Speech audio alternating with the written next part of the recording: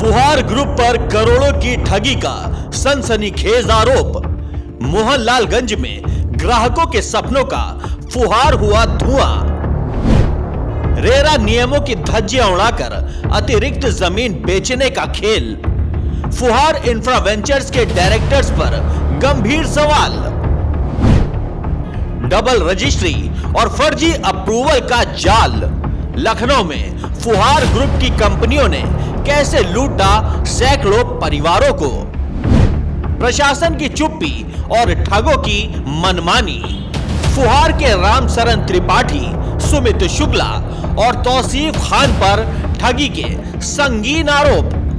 उत्तर प्रदेश की राजधानी लखनऊ के मोहनलालगंज इलाके में रियल एस्टेट की दुनिया में एक ऐसा भयावह घोटाला उजागर हो रहा है जो न केवल सैकड़ों मध्यम वर्गीय परिवारों के सपनों को चूर चूर कर रहा है, बल्कि पूरे सिस्टम की साख पर गहरा सवाल खड़ा कर रहा है।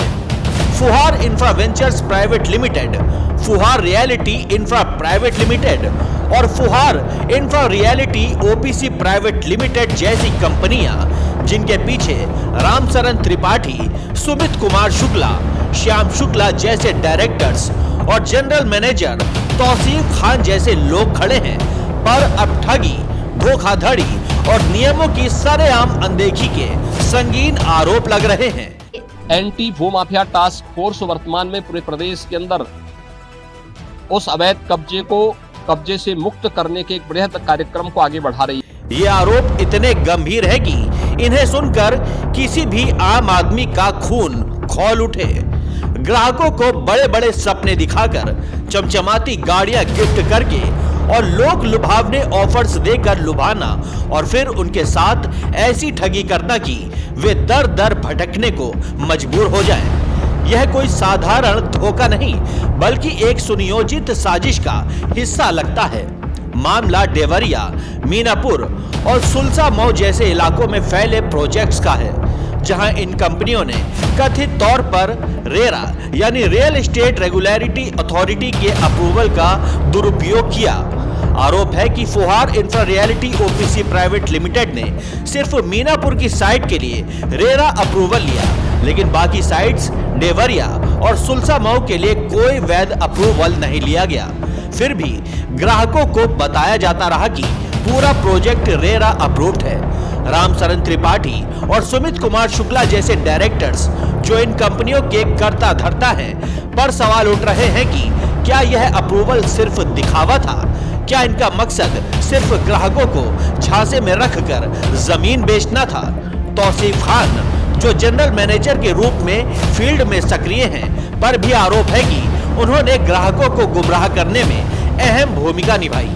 और ठगी का यह खेल यही नहीं रुकता। रेरा नियमों के मुताबिक किसी प्रोजेक्ट में सिर्फ 50-55% भूमि ही प्लॉटिंग के लिए इस्तेमाल की जा सकती है। बाकी हिस्सा सड़क, पार्क और अन्य सुविधाओं के लिए आरक्षित रखना चाहिए।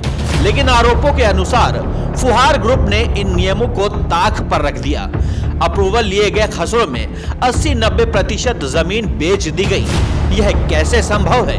क्या प्रशासन की मिलीभगत से ऐसा हुआ? ग्राहकों को पूरा नक्शा और प्रोजेक्ट रेरा अप्रूव्ड बताकर बेचा गया, जबकि वास्तव में सिर्फ एक छोटा हिस्सा ही अप्रूव्ड था। यह धोखा इतना बड़ा है कि इससे सैकड़ों परिवारों की जिंदगी दांव पर लग गई है। अब जरा आंकड़ों पर गौर करें, जो इस ठगी की भयावह तस्वीर पेश करते हैं। देवरिया मोहनलालगंज में खसरा संख्या 1058, 1066 का, 1067 और 1069 का में कुल 63,184 स्क्वायर फीट जमीन खरीदी गई, लेकिन बेची गई 93,402 स्क्वायर फीट, यानी अतिरिक्त 27,218 स्क्वायर फीट जमीन कहां से आई?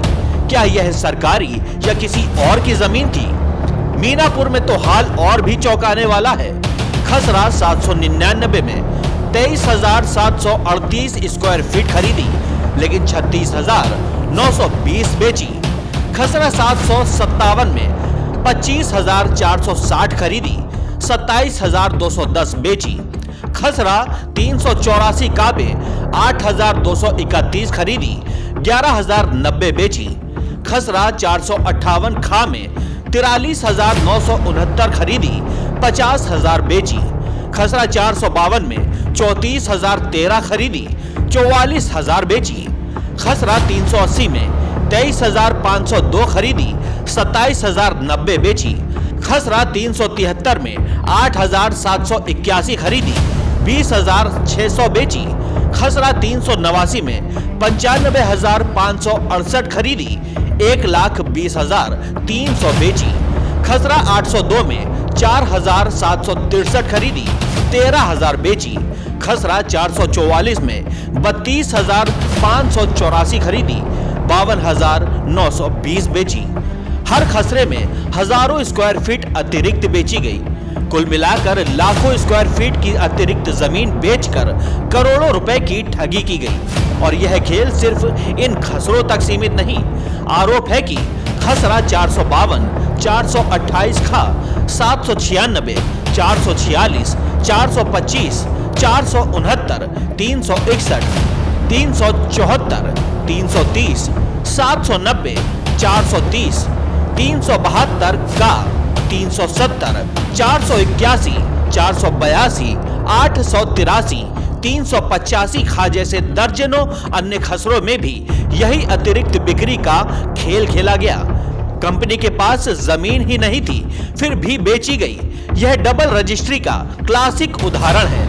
एक ही प्लॉट को कई लोगों को बेचना। अब सवाल यह है कि यह अतिरिक्त जमीन किस नियम के तहत बेची गई? क्या कोई ऐसा प्रावधान है जो कंपनियों को बिना जमीन के बार बार बेचने की इजाजत देता है? रामचरण त्रिपाठी, सुमित कुमार शुक्ला और श्याम शुक्ला जैसे डायरेक्टर्स पर आरोप है कि उन्होंने ग्राहकों और प्रशासन दोनों को गुमराह किया। तौसीफ खान की भूमिका भी संदिग्ध है, क्योंकि फील्ड में ग्राहकों को लुभाने का काम उन्हीं के जिम्मे था। इस ठगी का असर अब ग्राहकों पर साफ दिख रहा है। कई ग्राहक कब्जा और खारिज दाखिल के लिए मोहनलालगंज तहसील के चक्कर काट रहे हैं, लेकिन उनका काम नहीं हो रहा। वजह, कंपनी ने खसरों में जमीन से ज्यादा बेच दी तो नामांतरण कहां से होगा?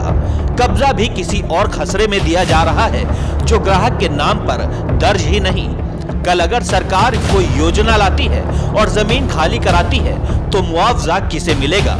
ग्राहक मालिक कैसे साबित होगा जब जमीन उसके नाम पर है ही नहीं? यह ठगी का ऐसा जाल है जो न केवल वित्तीय नुकसान पहुंचा रहा है, बल्कि परिवारों को भावनात्मक रूप से तोड़ रहा है। एक और गंभीर आरोप कंपनी पर यह है कि उन्होंने स्वयं के नाम कृषि भूमि में रजिस्ट्री कराई, लेकिन ग्राहकों को आकर्षक आवासीय दिखाकर बेचा। क्या धारा 80 के तहत भूमि उपयोग परिवर्तन कराया गया? अगर हाँ, तो आदेश नंबर और तिथि क्या है? कंपनी की ओर से कोई जवाब नहीं आया। फुहार ग्रुप की कई कंपनियां हैं, लेकिन अप्रूवल सिर्फ एक के नाम पर। बाकी कंपनियां उसी प्रोजेक्ट में रजिस्ट्री कर रही हैं। यह किस नियम के तहत? क्या प्रशासन और शासन को इसकी जानकारी है? अगर नहीं, तो यह शाइन सिटी जैसे बड़े घोटाले का पूर्वानुमान हो सकता है, जहां हजारों लोग बर्बाद हो गए। फुहार ग्रुप के डायरेक्टर्स रामचरण त्रिपाठी, सुमित कुमार शुक्ला, श्याम शुक्ला और जनरल मैनेजर तौसीफ खान पर अब सवालों की बौछार है। मीडिया ने 24 घंटे में जवाब मांगा, लेकिन चुप्पी। क्या यह डर है या अहंकार? ग्राहक अब संगठित हो रहे हैं, धरना, प्रदर्शन और शिकायतों की तैयारी, लेकिन प्रशासन की चुप्पी डराती है। क्या यह मिलीभगत है? यह सिस्टम इतना कमजोर है कि ठग बेखौफ घूम रहे हैं। यह घोटाला इतना भयावह है कि अगर समय रहते कार्रवाई नहीं हुई तो लखनऊ में रियल एस्टेट का विश्वास हमेशा के लिए खत्म हो जाएगा। ग्राहकों के आंसू, उनके टूटे सपने और बर्बाद जिंदगियां, यह सब फुहार ग्रुप की लालच का नतीजा है। यह info.zplq@gmail.com, इस पे आप अपना रिक्वेस्ट भेज सकते हैं।